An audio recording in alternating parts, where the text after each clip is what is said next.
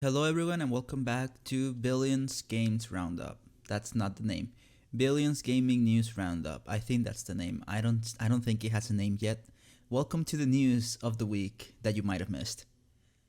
So let's start with a little bit of sad news, which is that Annie Wersching, who is the actor that played Tess in The Last of Us, died at 45. She died from cancer, which was diagnosed in 2020. She kept acting throughout the whole time.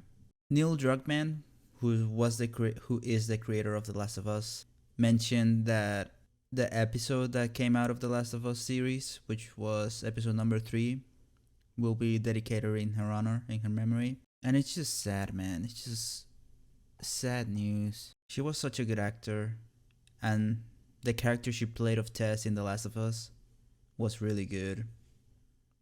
I wish her family the best. I don't know how to move to the next news. So news for PlayStation. PlayStation 5 sold really well in the last quarter. 7.1 million consoles in the last 3 months. So that would be, October, November, December. So now that's a total of 32 million consoles sold. So it's good news for PlayStation. They're selling a lot of PlayStation 5s. But there's some bad news for PlayStation owners, especially new PlayStation owners. So if you don't know, with PlayStation Plus, you get what is called the PS Plus collection, which is a collection of PS4 games that you can play for free. Well, for free with your subscription. And that includes all of these games: Batman Arkham Knight, Battlefield 1, Bloodborne, Call of Duty Black Ops 3 Zombie Chronicles Edition, Crash Bandicoot Insane Trilogy, Days Gone, Detroit Become Human, Fallout 4, Final Fantasy 15, God of War, Infamous Second Son, Monster Hunter World, Mortal Kombat X, Ratchet & Clank, Resident Evil 7 Biohazard, The Last Guardian, The Last of Us Remastered, Uncharted 4 Thieves' End, and Until Dawn. That's a bunch of games that you're able to play immediately as soon as you get your PlayStation Plus. Here's the bad part. This collection is gonna be discontinued May 9th. So you have until May 9th to make sure that you add these games to your library. If you add the games to the library, you will still be able to play these games. But if you don't add them to the library, May 9th is the last day to download them. Otherwise, they'll be gone forever. You will have to pay for them, which you never want to do. Next, some movie news. Five Nights at Freddy's movie has begun filming. It's being created by Blumhouse Production, which makes a lot of horror movies, usually in the cheap. Horror movies tend to be made cheap so that they make a lot of profit.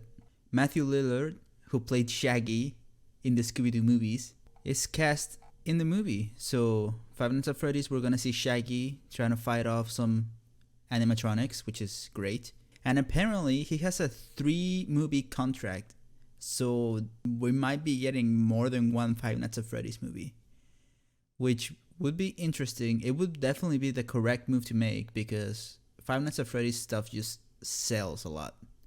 So it's a smart thing to do more than one movie. Next, EA. Some EA news. Apparently EA has canceled a new Titanfall single-player game. So they were making a Titanfall game. As you know, Apex Legends takes place in the Titanfall universe. Apparently they were making a Titanfall game and it just got cancelled. They're trying to move the people that were working on it to other departments, but the people that aren't able to get moved into a department are going to be laid off, which is a bad outcome that's typical right now in the tech industry, with a lot of companies laying off thousands of people every day. Honestly, it feels like. And more EA news. Jedi Fallen Order 2 has officially been delayed. Thankfully, it's not by much. The game was supposed to come out March 17th, but now it will be coming out April 28th. And if I believe correctly, it's coming to PC, Xbox Series, and PlayStation 5. Next news. So I'm not sure if y'all have been online recently, but there's been a lot of panic over the Xbox 360 marketplace shutting down. The thing that is true is that a lot of games are gonna be delisted from the market store on February 7th, with games like Jet Set Radio and Orange Box being part of those being delisted. What happened is, if you search for Xbox 360 marketplace in the Xbox support page, it would show an article saying that marketplace would be shut down by May 2023. But apparently that's not true.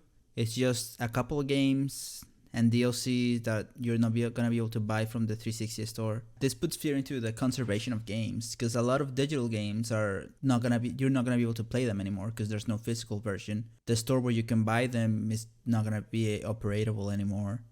Hopefully this will lead to people being loud about this being a bad thing, and Xbox hopefully decides to not close the marketplace, because even though they're saying they're not closing it into May 2023, such a vocal outcry right now could have just pushed it back a little bit, because it's gonna happen. They don't want to keep running those servers. Next, a lot of live service games are shutting down. First, Rumbleverse is shutting down. It's just been 6 months and it's already ended, and they're refunding all of the purchases that people might have made, which is a good thing. But the more interesting one for me is Knockout City, which is also shutting down because the studio said that they don't have the resources right now to work on a live service game. But they're gonna make an update which is gonna allow people to play privately with friends, which is great.